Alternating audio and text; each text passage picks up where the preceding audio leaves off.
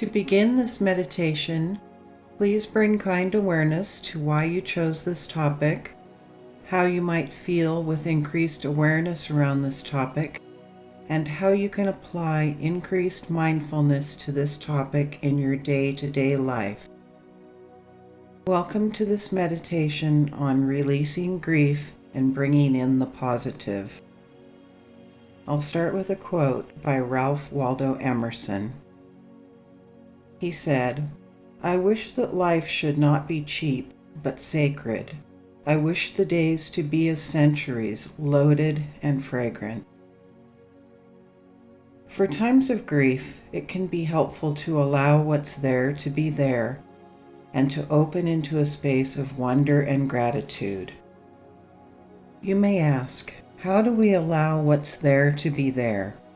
When we feel very challenged by something or very saddened, all we can do sometimes is simply to wait it out, to be with our actual feelings as they happen, to experience them in our bodies and to just let them flow. Oftentimes, it means allowing yourself to cry, to express yourself to a friend, and to allow yourself to grieve with all the complex emotions that want to present themselves. In a safe, protected place, it can be very healing to allow yourself to fall apart, to sense the humility in yourself, knowing that many terrible things have happened in the past and will happen again in the future, and that you have the courage to acknowledge your losses, to know that it's the cycle of life. You ride the waves of grief with mindfulness and self-compassion, over and over, breath by breath. There is no way to know when grief will end, but with caring presence, it will. It's also important to remember that what is moving through the mind is part of a vast, complex physical and mental process which has many sources. As you know, grief has its own way of unfolding. No one can plan it, and no one can get rid of it.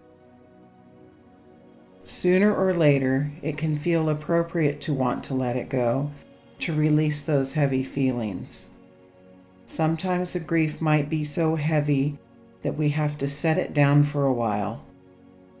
Take a walk outside, eat some healthy food, talk with a friend, watch something funny, play with an animal, anything positive that doesn't remind you of your sadness. Being a friend to yourself will give you the energy you need to come back to process your grief. After that, it can become possible to bring awareness to some of the positive aspects of life which can empower you, to see more of your mental experience more clearly, and also to feel your bodily sensations more viscerally. All the while, if it's meaningful, there can be an underlying sense of the unknown, the uncertain, the mystery of life in which we find ourselves. It is important to be loving in ways large and small, like a balm to your own heart. It's important to reflect on and to receive the caring and support of others. So with all of that in mind, let's do a guided mindfulness exercise. Begin by finding a posture that feels relaxed and alert. And now see if you can observe in your mind and your body from a small distance, allowing the sensations to be however they are. Try not to be negative about anything that doesn't feel good. After a while, shift into gently releasing the negative. And then really open up and encourage the positive. Remember that you can bring attention to feeling the positive even when sadness or other feelings are present. Allow your grief to unfold alongside your kind awareness. For times of grief, it can be helpful to allow what's there to be there. Try to limit what is painful or harmful. try to do what is more enjoyable and beneficial, and to open into a space of wonder and gratitude.